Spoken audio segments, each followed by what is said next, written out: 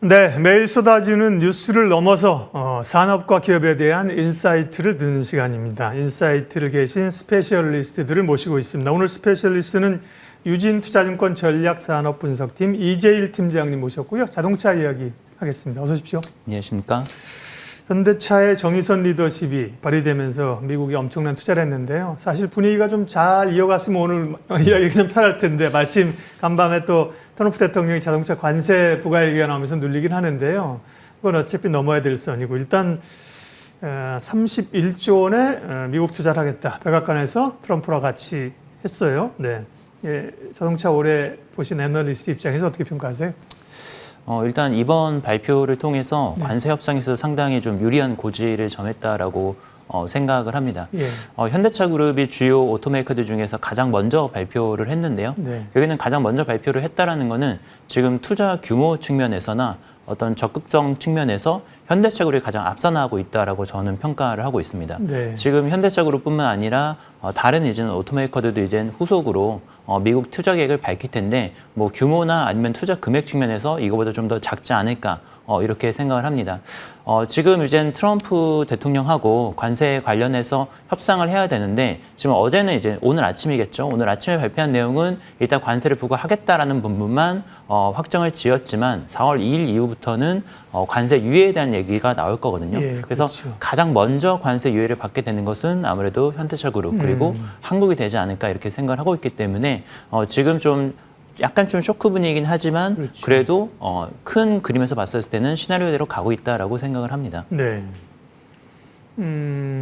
그렇죠. 트럼프가 사실은 현대차 저는 지난번에 그 손정희 회장이 말오라고 해서 트럼프랑 사실은 그런 발표를 제가 금액 찾아봤는데 현대차보다 훨씬 크더라고요. 1,000억 달러인데 그죠?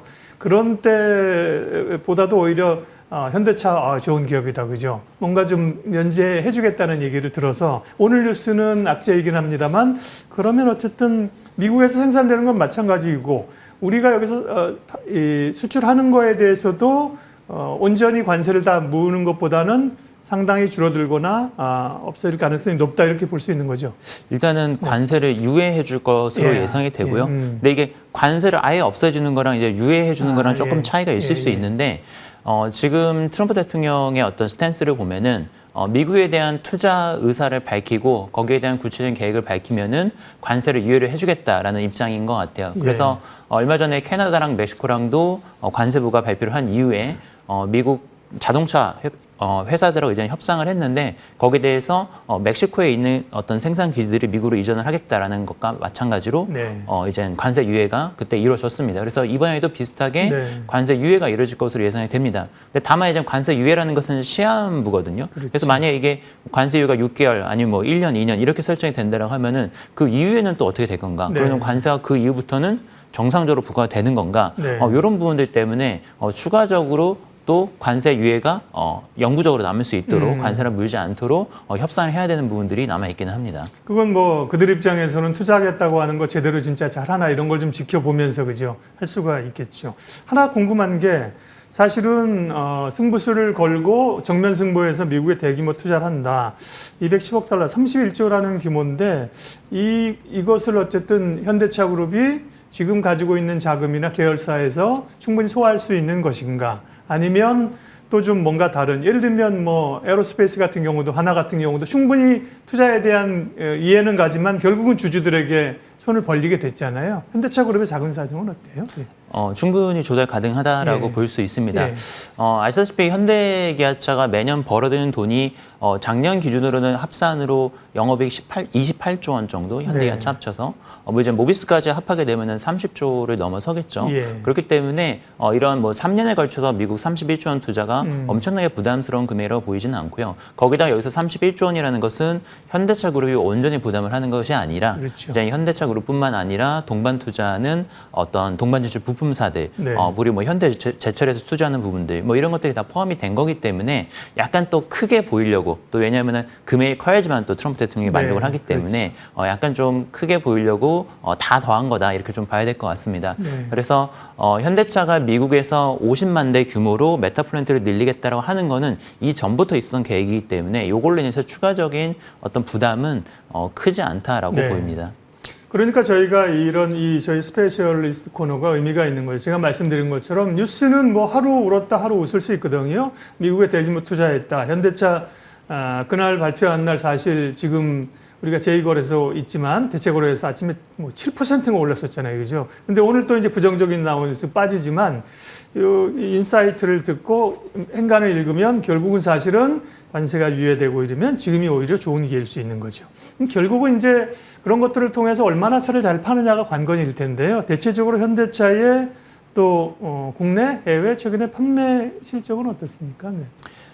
현대기아차 작년에 미국에서 사상 최대 판매치를 경신을 했고요. 예. 올해도 전년 대비해서 미국 판매가 늘어날 것으로 예상이 되고 있기 때문에 예. 다시 한번 이제 최대 판매를 경신을 하게 될 것 같습니다. 현대기아차가 미국에서 잘 나가는 이유를 보게 되면은 일단 전기차 쪽에서도 상당히 점유율을 잘 가져가고 있지만 네. 하이브리드 차종들이 또 굉장히 인기를 끌고 있습니다. 거기에 대해서 SUV 모델들, 뭐 현대차 얼마 전에 팰리세이드 신형 모델이 나왔죠. 이게 지금은 국내에서 판매되지만 뭐 2분기로 가게 되면은 미국 시장에서도 수출이 될 거기 때문에 네. 이런 팰리세이드 모델들도 미국에서도 SUV가 잘 팔리는 이런 부분들이 플러스 요인으로 작용을 할 것 같습니다. 그래서 결국에는 지금 앞에서 제가 다른 오토메이커들보다도 현대기아차가 적극적으로 먼저 미국 투자 발표를 했다라고 말씀을 드렸는데 이게 가능한 이유는 미국 시장에서 계속해서 지금 점유율이 상승을 하고 있고 그리고 하이브리드나 아니면은 제네시스 같이 새로운 차종들을 계속해서 투입을 해야 되기 때문에 네. 미국에 적극적으로 지금 투자를 할 수 있다 이렇게 볼 수 있습니다. 뒤쪽에 뭐 자동차에 관한 이런 탑픽 이런 질문이 없어서 앞에서 그럼 이 질문을 하고 넘어가면 현대차와 기아에 대한 의견은 매수 의견이신가요 지금? 네, 매수 의견이고요. 네. 사실 지금 관세 관련해서 노이즈가 워낙 심하다 예. 보니까 이게 굉장히 좀 혼란스러울 수 있는데 네. 지난 1기 당시를 좀 경험을 되돌려 보면은 당시에 이젠 한 8개월 정도 주가가 30에서 40% 정도 조정을 받은 이후에 예. 그 이후 한 3개월에 걸쳐 가지고 30% 정도 이제는 주가가 반등이 나왔었던 경험이 있습니다. 그래서 제 예상으로는 지금 어떤 관세 리스크에 대한 부분은 거의 정점을 향해서 가고 있고 이제는 곧 반등 국면에 접어들 거다라고 예상을 하고 있습니다. 지금 4월 2일 날 관세 부과를 강행을 하게 되면은 사실 미국 소비자들의 피해가 너무 크기 때문에 사실은 네. 관세 부과를 강행할 가능성은 거의 없고요. 반드시 유예를 해줄 거다라고 좀 예상이 되기 때문에 지금 이제 관세 부과 될 거다라고 가정을 해서 이렇게 좀 주가가 심하게 조정을 받는 부분은 결국에는 이제는 완화가 될 거다라고 예상을 합니다. 네. 이 현대차가 글로벌 이 자동차 시장에서의 어떤 위상이나 이런 공격적인 투자 행보를 말씀을 해주셨고 과거에 보면 어쨌든 일본 업체들이 이제 강했고요. 유럽 업체들도 사실 강했는데 그런데 보다 이제 중국 업체들이 지금 많이 부각되지 않습니까? 뭐 유럽도 판매하려고 하고 미국에서는 판매가 좀 막혔지만 우리나라도 지금 중국 업체들이 들어왔는데 중국 업체의 약진의 어떤 전망 혹은 또 그게 좀 제한적인지 중국 업체들 움직이면 어떻게 봐야 될까요? 지금 글로벌 전기차 시장에서 중국 업체들의 어떤 위상이 계속해서 좀 높아지고 있고요. 최근 들어서는 이제 자율주행 분야에서도 기술력을 굉장히 높은 수준을 선보이면서 이제 중국 업체가 단순히 싼 차를 가지고서 승부를 보는 게 아니라 이런 첨단 기술에 있어서도 글로벌 메이커들하고 비교할 수 있을 정도로 올라왔다라는 의견들이 많이 나오고 있는 것 같습니다. 그래서 과거처럼 이제 무시할 수 없는 수준으로 지금 올라왔고 그래서 그러다 보니까 지금 미국에서도 중국산 전기차에 대해서 계속해서 좀 견제를 하고 있고요. 그리고 유럽에서도 지금 관세 부과를 하면서 중국산 전기차의 침투를 막고 있거든요. 그래서 지금 단순히 비교를 했었을 때 가격 경쟁력이나 여러 가지 측면에서 불리한 점이 있는 건 사실이지만 이런 견제를 통해서 중국 차들의 글로벌 진출을 막고 있기 때문에 당분간은 단기적으로는 확실히 중국차가 아주 치고 올라오기에는 쉽지는 않은 상황이다라고 보고 있습니다. 네. 하지만 이제 결국에는 미래를 봤었을 때에는 이 자율주행 기술력이 너무 중요하거든요. 근데 지금 국내 업체들이 자율주행 쪽에서 좀 치고 나가는 모습을 좀 못 보여주고 있기 때문에 이 부분에 대해서 조금 더 적극적으로 투자를 해줘야 되지 않나라는 좀 고민은 있습니다. 충분히 위협적이다, 그죠? 네. 중국 업체들의 지금 말씀하신 거에서 좀 연결이 되는데 현대차 그룹도 자동차, 그것도 이제 내연기관에서 친환경 차로 정도의 변화가 아니라 그것보다 훨씬 더 그룹의 역량을 키워서 다른 것을 하려고 하고 있잖아요. 그죠? 말씀하신 자율주행이나 로봇이나 뭐 2차 전지 쪽에서도 뭐 전고체 이런 것도 뭐 현대차가 직접 한다고, 그런 자동차 이외 사업에 대한 현대차 그룹의 행보나 전망은 어떠세요? 지금 단기적으로 가장 가시적으로 볼 수 있는 부분은 로보틱스 쪽이 될 것 같은데요. 네. 보스턴 다이내믹스를 인수를 한 지 지금 만 4년이 되고 있는 걸로 알고 있습니다. 그래서 보스턴 다이내믹스도 옛날에는 아틀라스 같은 어떻게 보면은 조금 바로 매출이 발생하기 좀 힘든 이런 로봇들이 많았었는데, 공전 자동화 관련된 로봇들을 이제 본격적으로 출시를 하면서 매출이 발생을 하기 시작을 했고요. 네. 이제 아틀라스 같은 경우에도 상당히 기술적인 수준이 올라오면서 실제로 작업 현장에 투입이 될 수 있을 정도로 완성도가 높아졌다라는 얘기가 들려오고 있습니다. 그래서 이런 거를 감안을 하면은 이런 보스턴 다이내믹스 IPO 모멘텀도 추가적으로 생길 수 있기 때문에 현대차 그룹 전반적으로 주가가 또 부스팅을 받을 수 있을 가능성이 있고, 그리고 또 이 보스턴 다이내믹스 같은 경우에는 정의서 회장님 개인적인 지분도 있는 상황이기 때문에 이게 IPO를 성공적으로 하게 되면은 현대차 그룹의 지배구조 개편도 속도가 빨라질 수 있다는 얘기가 나오고 있습니다. 그래서 이런 거를 감안하면은 지배구조 개편 측면에서는 현대 모비스가 또 이제 추가적으로 수혜를 볼 수 있는 부분이고요. 현대차나 기아차 같은 경우에도 보스턴 다이내믹스 지분을 가지고 있기 때문에 이것도 또 추가적인 주가 상승 모멘텀이 하반기에는 있을 수 있지 않나라고 생각이 됩니다. 흥미롭네요. 네, 그러면 보스턴 다이내믹스를 IPO하게 되면 여러 문제들이 해결되는데, 만약에 IPO를 한다고 하면 보스턴 다이내믹스는 한국보다는 미국 시장 갈 가능성이, 그죠? 네, 그럴 것 같습니다. 높아 보이네요. 예.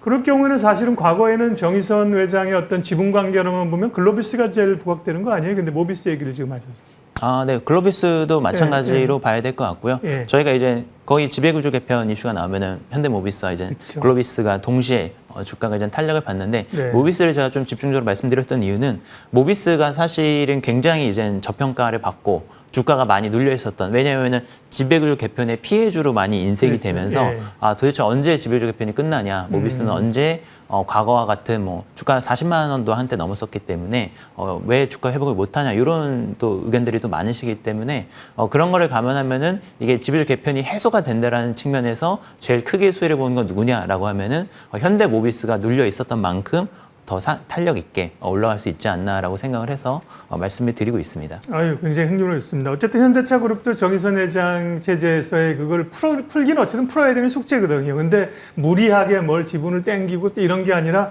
건강하게 좋은 기업들을 상장시키면서 해소될 수 있는 보스턴 다이내믹스도 좀 주목을 해야 될 것 같고요.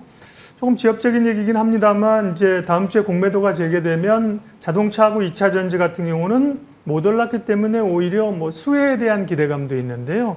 공매도 재개가 자동차 업종에 미치는 영향은요? 말씀하신 대로 밸류 주식들, 그러니까 PER이 높지 않고 최근에 주가 수익률이 그렇게 높지 않았었던 종목들 같은 경우에는 뭐 공매도 타겟이 될 가능성이 상당히 낮다라고 시장에서 판단을 하는 것 같습니다.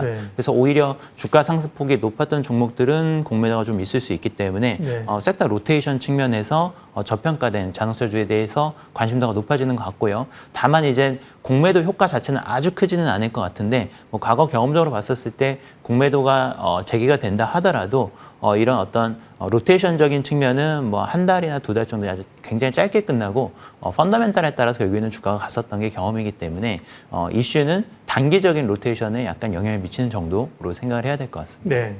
현대차에 대한 투자 의견과 아이디어는 뭐 중요한 얘기를 앞서 제가 여쭤봤고요. 완성차 쪽에서 그럼 현대차하고 기아하고 보면 뭐 거의 무차별적입니까? 아니면 현대차와 기아를 투자하는데 조금 좀 다른 결이 있을 수 있나요? 일단 단기적으로는 낙폭이 컸었던 현대차를 추천을 드리고요. 그리고 관세에 있어서도 한국하고 이제 멕시코랑은 좀 별개의 사안으로 봐야 되기 때문에 한국보다는 멕시코 쪽이 조금 더 좀 복잡할 수 있기 때문에 멕시코 공장 이슈가 조금 더 나중에 해결이 될 것 같다는 점을 좀 말씀드리고 싶고요. 전체적으로 부품주까지 말씀드리면 지금 탑픽으로는 현대 모비스를 말씀드리고 있는데 올해 연간으로도 지금 연초 이후로도 주가 흐름 좋았지만 뭐 1분기 실적도 그렇고 올해 연간 실적도 완성차 대비해서 성장폭이 훨씬 더 클 것으로 지금 예상이 되고 있기 때문에 계속해서 이제 현대 모비스는 연간으로 탑픽으로 말씀을 드립니다. 부품사 쪽에서는 같이 또 낙폭이 컸었던 현대위아 또 현대차만큼 뭐 한 30% 10% 이상 주가 조정을 받았었기 때문에 낙폭과대의 매력도가 있기 때문에 현대 위아도 눈여겨볼 필요가 있다라고 말씀드립니다. 네, 부품주 가운데는 현대 모비스와 현대 위아. 현대 모비스는 어느 정도 사업 구조나 이런 게 이해가 되거든요. 핵심 부품들, 정품들. 그런데 사실 위아는 사실 잘 모르겠어요. 이쪽은 위아는 뭐예요? 메인 핵심 성장 동력인데. 메인이 이제 엔진하고 그렇죠. 네. 방산 그리고 미래차 쪽에서는 이제 열관리 시스템 쪽을 앞으로 담당을 하게 될 건데 예. 일단 이 회사가 러시아 쪽 이슈가 있었죠. 러시아 쪽에 엔진 공장이 있는데 그게 지금 가동률이 10%도 안 나옵니다. 당연히 예. 러시아 공장에 철수를 했기 때문에. 그래서 러시아에 현대차가 재진출을 하게 되면은 러시아 공장이 재가동되면서 거기에서 좀 플러스되는 효과가 있고요. 그리고 방산 매출이 작년에 방산 매출이 전년 대비해서 50%나 큰 폭으로 증가를 했는데 올해도 방산 매출액이 좋으면서 수익성이 개선이 될 것 같습니다. 특히 방산 수출은 마진율이 전사보다 굉장히 높기 때문에 방산 쪽에서도 수혜가 있고요. 그리고 미래 먹거리에서는 하이브리드용 엔진 그리고 전기차용 열관리 시스템 준비하고 있기 때문에 네. 미래도 대비가 돼 있다 이렇게 좀 평가할 수 있을 것 같습니다. 네, 역시 흥미롭네요. 왜냐하면 이제 현대 위아 같은 경우 사업 구조가 딱 한눈에 보이질 않기 때문에 고민했는데 여러 모멘텀이 있네요. 그때 러시아 공장도 결국 전쟁이 길어지면서 현대차가 그쪽 공장들을 뭐 상징적 의미에서 이렇게 팔고 나왔던 걸로 기억하는데 결국은 좋아지면 다시 바이백할 수 있는 조건들이 있을 수 있겠죠. 예, 네. 위하고요. 아까 이제 자율주행 얘기하셨는데 마지막으로 자율주행이나 자율주행 관련해서는 현대차 그룹을 봐야 돼요? 아니면 국내 우리가 언급되는 기업들을 봐야 돼요? 참 접근이 어려워요. 지금 자율주행 관련해서 뭐 미국하고 중국 쪽에서는 굉장히 각축을 벌이고 있는데 네. 현대차 그룹 쪽에서 아직까지는 그거와 관련해서 명확한 메시지를 주지는 않고 있거든요. 예. 그래서 이 부분을 조금 더 타임라인을 좀 명확히 해줬으면 좋겠다. 그러니까 레벨 3나 예. 뭐 그 이상 레벨 4, 5 이런 것들을 어느 시점에 어떤 방식으로 상용을 할 것인지 이런 부분들을 좀 커뮤니케이션 했으면 좋겠는데 지금으로서는 올해보다는 26년도에 지금 모멘텀들이 좀 많이 몰려 있습니다. 그러니까 25년도 말 정도가 되면은 어떤 OS 시스템을 공개를 하고 그리고 완성된 SDV는 26년도 출시 그리고 레벨 3 같은 경우도 올해보다는 내년도 출시가 될 것으로 좀 예상이 되고 있기 때문에 약간 과거보다 타임라인이 많이 좀 밀린 거는 사실이라서 네. 그 부분은 이제 조금 아쉬운 부분이 있고요. 다만 이제 기아도 곧 있으면 CEO 인베스트 행사를 4월 중에 가질 예정이고 현대차 같은 경우에도 테크데이 행사를 하려고 지금 준비를 하고 있기 때문에 이런 부분에서 다시 좀 불씨를 살릴 수 있는 뉴스 플로어가 나오지 않을까 기대를 하고 있습니다. 그럼 마지막으로 자율주행 관련해서 현대차 그룹이 조금 더 지금보다 공격적으로나 드라이브를 건다고 하면 누가 주도해? 현대차예요? 아니면 뭐 모비스, 오토에버 이런 회사 하는 거예요? 지금으로서는 현대차 내부에 포리투닷이라고 하는 그 인수한 유닛이 있기는 하지만 예. 실질적으로 저희가 거기에 직접적으로 투자를 하거나 뭐 이런 수는 네. 없는 상황이기 때문에 외부적으로 봤었을 때 현대 모비스나 아니면 HL 만도 같은 경우가 ADAS 모듈을 공급하는 입장이기 때문에 항상 좀 많이 언급이 되는 업체고요. 그리고 현대 오토에버 같은 경우에도 소프트웨어 전문 기업이기 때문에 네. 또 이제 커넥티드카가 보유량이 늘어나면 늘어날수록 뭐 카피 모델이나 여러 가지 서비스들이 늘어나기 때문에 또 수혜주로 언급이 될 수 있을 것 같습니다. 네, 자동차에 대한 우리의 좀 고민들이 상당히 해결이 됐습니다. 스페셜리스트 내일 잠시 예고하겠습니다. 최근에 기업 공개가 뭐 사실 계속 되더라고요. 이제 막 대여급 이런 게 없고 이전보다 관심이 좀 떨어져서 그런데 IPO 시장에 관해서 내일은 좀 점검하는 시간. 흥국증권리서치센터 최종경 연구위원 내일 만날 예정입니다. 기대해 주시고요. 오늘 스페셜리스트는 유진투자증권 이재일 팀장님과 함께 기대도 있고 노이즈가 있는 자동차에 관한 얘기들 충분한 인사이트를 얻어서 좋은 시간이 됐습니다. 함께해 주셔서 고맙습니다.